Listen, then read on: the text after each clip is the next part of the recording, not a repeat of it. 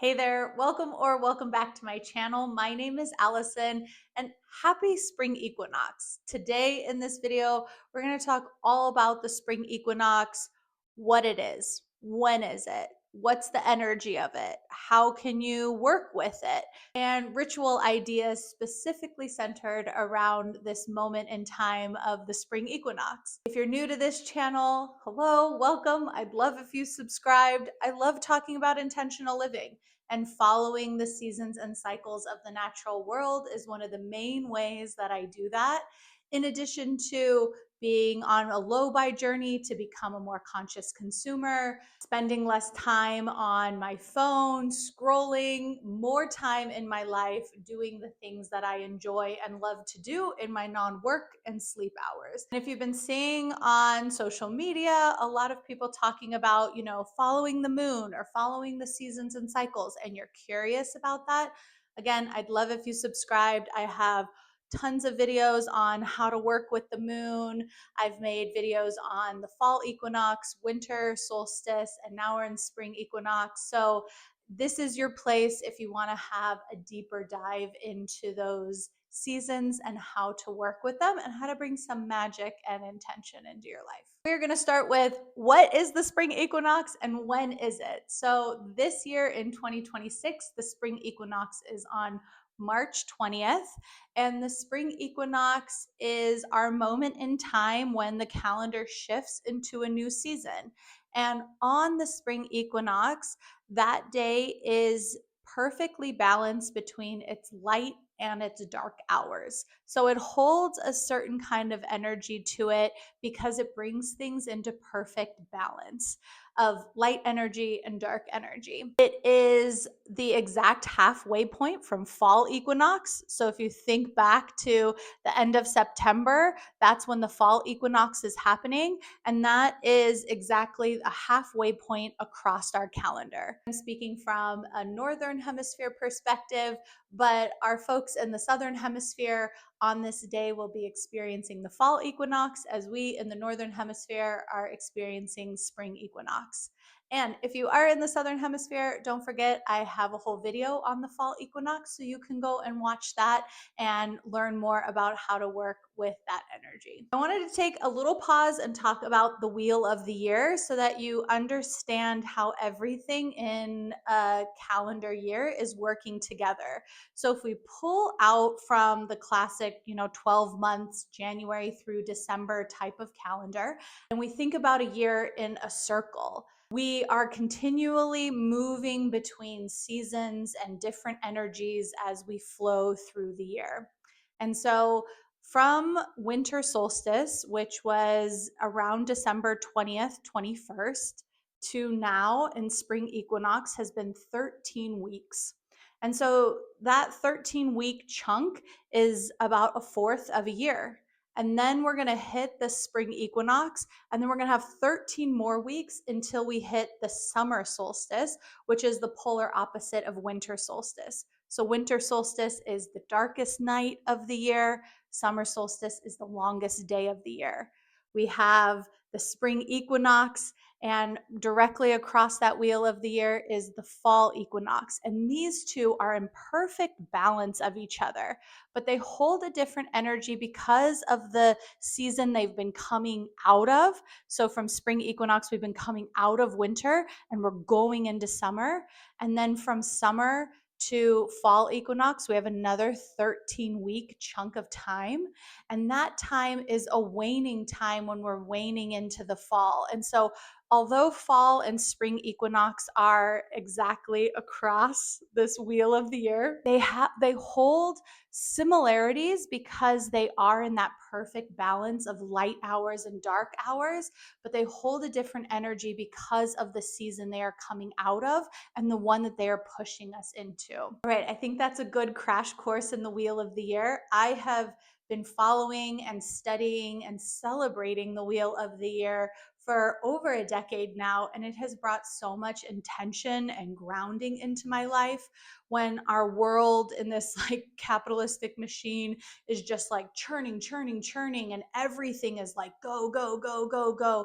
When you step back and you move through and you notice the seasons and the cycles and how they change, it just brings more intention into my life where I can slow down and I can really notice things shifting. The years, the months, the weeks just don't rush by as much ever since I've started celebrating the Wheel of the Year. So I really love it. I'm glad you're here wanting to learn more about Spring Equinox specifically. Any questions on that stuff, like drop them for me down below. I love celebrating and living my life in accordance to this Wheel of the Year that is always churning, but always changing, not expected to be the same every single day like I feel like I am expected to in like at my job in our capitalistic world. Like every day you like show up with the same kind of energy and you do the same thing. It's not what we see reflected to us in nature.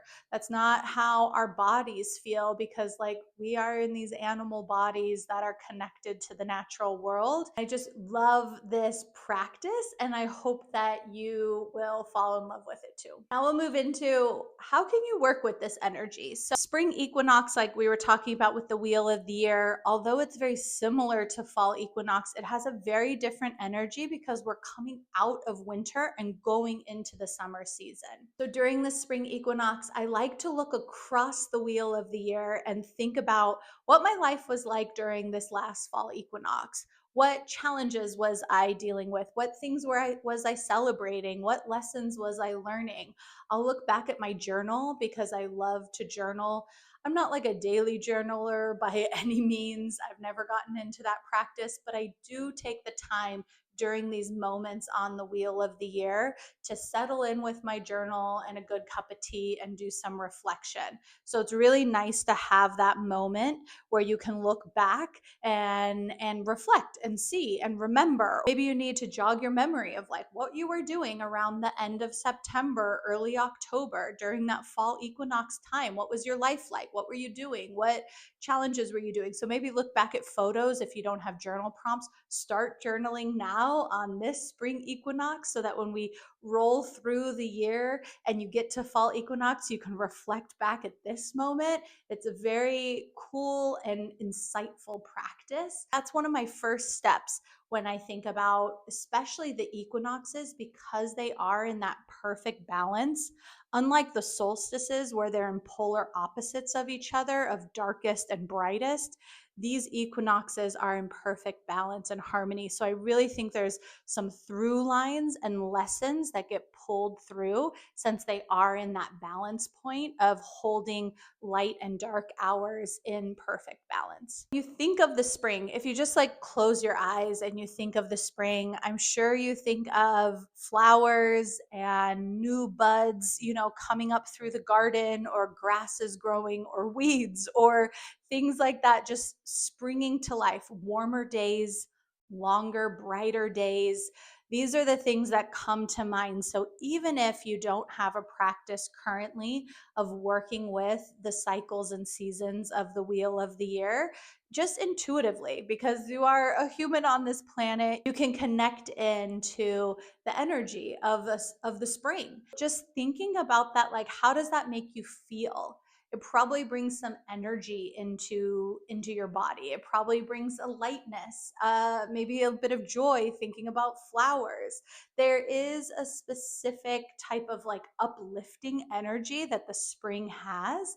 And so that is because we're coming out of the winter where it's been dark, long days, maybe really cold where you live, a little bit of a slog, especially at the end of winter, right? Like in the middle of winter, it's really lovely and cozy, but at the end of winter, it becomes to be a little hard. You get a little tired of eating a lot of soups and stews, and you're craving fresh, bright greens and thinking about summer fruits.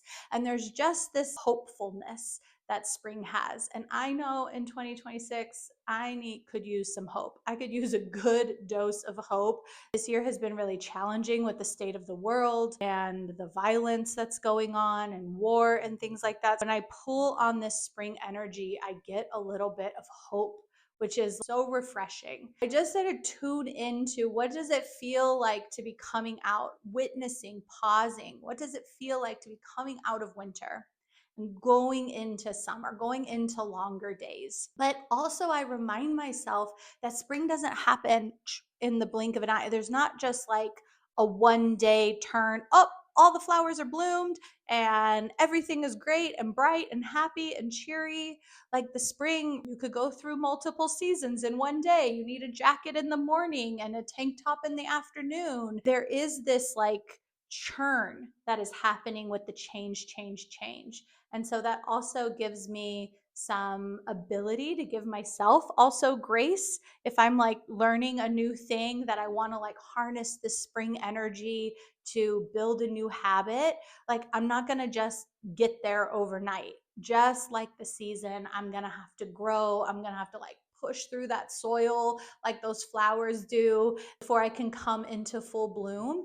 And that is part of that magic, and allowing ourselves to have that dance between the light and the dark, right? Like that is the medicine of the equinoxes. And so I just like allow myself to pull on the energy and the hope and the brightness and the encouragement that the season is growing and changing. But I don't expect myself to be in like full ripeness and full beauty of that bloom fully formed. It's really helpful if on your neighborhood walk or if you go hiking to just take in what's happening in the natural world around you. I live in Joshua Tree, California, and I will tell you the spring is a beautiful time in the desert.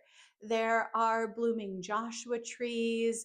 There are wildflowers starting to bloom. There are a lot of weeds pushing up. We get the winter rains out here, and then that sun hits and that warmth comes in hot and fast in the desert, and things push up fast and grow and bloom. I allow myself to witness the changing on my walks. So I take my walks without my phone and just like see how the landscape changes day by day. Maybe on your neighborhood walk, maybe you're noticing your neighbors are like putting in new flowers and they're repotting their garden, and you can just take in the sights around you in whatever piece of the natural world you have accessible to you, regardless if you live in the city or the mountains or in the desert like me. Now that I've waxed on about the energy of the spring equinox and what it holds for us, let's get into some rituals,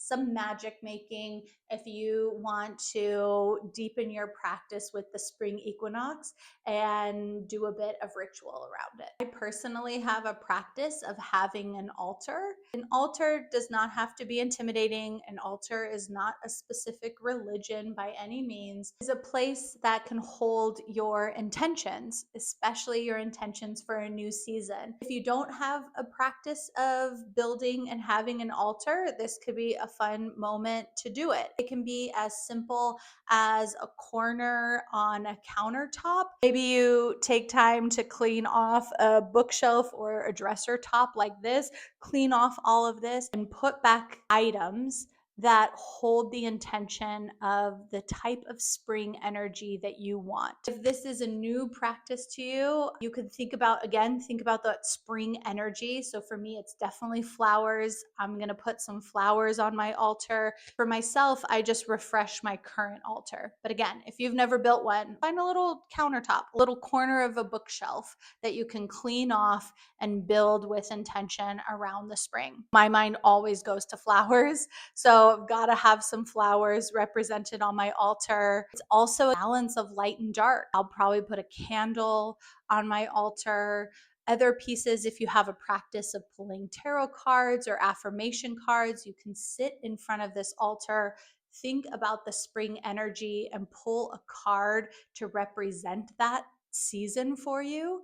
So, in this next 13-week window, what is the message that you received from your oracle deck or your tarot deck, and place that on your altar. If there's any artwork in your home that brings you joy, brings that uplifting, hopeful feeling that represents spring to yourself, like put it there. These are not, you don't have to go buy a bunch of things for this, especially as someone that's on my low buy conscious consumer journey. I hunt my home. I have a lot of like trinkets and little things, but I also have a very minimal space. And sometimes you'd be surprised when you clean off an area, wipe it down, get all the dust out, and put different things that are intentionally asking to hold the energy of spring, it will feel different. Like that is what magic is. Magic is intention work. It's holding a certain frequency and intention in your mind and in your body as you actively do a thing. You think about spring as you pull that card from your tarot or oracle deck. Maybe you have a scarf that has beautiful plants or florals or a balance of light and dark colors, and you drape that over the space. You get the vibe, but you build that little anchor for yourself in your home to hold that spring energy for yourself, where you are going to then sit and journal. I'll put some journal prompts down below on that reflection of looking across the wheel of the year to fall equinox. What do you want to bring into your life? What do you want to like have come into bloom during this spring moment? Like I said, I'll put some journal prompts for you, but you probably get the energy of like how to just reflect on your space. But sitting in front of your altar after you've built it to reflect on that is a great way to ritualize the spring equinox. I also like to dress in bright and dark colors on that same day. So that's just a fun way that anyone in your house can represent the light and the dark and the balancing of the two. So think about your outfit when you're getting dressed around the 20th of March. It can be a fun way to express the spring equinox. Also, eating bright, light food like fruit and then dark chocolate is something I also love to do, especially when I'm hopeful for all of the summer fruits to come. I love to like embody and ingest some of the energy of the spring equinox. So definitely going to eat some fruit and some dark chocolate to bring into balance with that light and dark energy. Always in these moments of change on the wheel of the year, regardless if it's a solstice or equinox, what I love to do is take in the sunset and take in the sunrise. In these moments of shift and change on the wheel of the year, it feels like such a perfect time to witness the cycle changing. There is just something about like witnessing the slowing down, the being with the intention of seeing the sunset, seeing the sunrise on the next day, thinking about that perfect balance of light and dark, holding that desire to have great balance in our lives with all things that we do. And lastly, spring cleaning. What I think is so cool about spring cleaning is that to me, it is a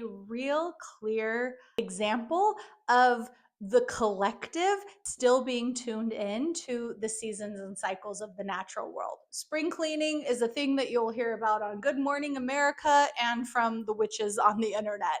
And I just love that. I love when there are these collective acknowledgments of the seasons. And when the season changes, we all have a desire, especially spring equinox coming out of the winter, clearing the cobwebs, open the windows, bring in the light, bring in fresh air, wipe things down. That in itself would be a ritual. If you bring forward your intention of the spring, of clearing the winter cobwebs away, maybe you had a really tough winter. Maybe you were really restful and reclined in your energy, and now you're ready to go after your dreams and you're ready to start the new year. This is really the time of that new year energy, right? We had the lunar new year about a month ago. The astrological calendar is changing and starting a new cycle with Aries, which I'm an Aries sun sign. So my birthday is always my personal new year, but it just feels so perfect with the spring equinox. It's like that is the change. That is the time of going forward, of clearing the deck, of remembering the lessons you learned and taking them with you, and like leaving behind what no longer serves you in the darkness of the winter. So cleaning can really be magic if you do it with intention. I definitely do spring cleaning in our home, and when I do it, I'm opening every window, letting in fresh air into the house. Clean, wipe down dust. It feels so good. And if you are into doing smoke cleanses of your home or your spaces, this is a moment that I absolutely love to do that. I do smoke cleanses with rosemary because that's in my lineage, and there's a lot of things around like using white sage, and if you're not from a Native American heritage and if it's not being harvested ethically, there can be a lot of issues around that. You can burn any herb, any smoke, you bring that intention to it. I grow rosemary here on my property in Joshua Tree, and so I dry that out and I use that as my smoke cleanse. Tangent aside on smoke cleansing, if you are into smoke cleansing or you want to try it for the first time, after I've cleaned my home and all the windows are open, I will open my front door,